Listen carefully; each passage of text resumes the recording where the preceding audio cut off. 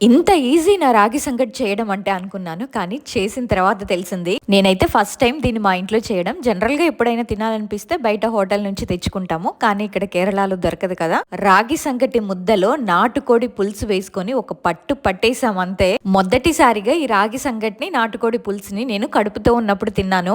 అప్పుడు మా వారు రెస్టారెంట్ నుంచి తీసుకొచ్చారు. నా వాటా తినడమే కాకుండా తన వాటా కూడా మొత్తం నేనే తినేసాను. అంత బాగా నచ్చింది నాకప్పుడు. మళ్ళీ చాలా రోజుల తర్వాత అదే టేస్ట్ కుదురుతుందో లేదో అనుకున్నాను, కానీ చాలా బాగా కుదిరింది. ఇదేంటంటే మొన్న పడిన భయంకరమైన వర్షం వల్ల మా ఇంటి పక్కనున్న అరటి చెట్టు పడిపోయి మా బావి మీద పడింది.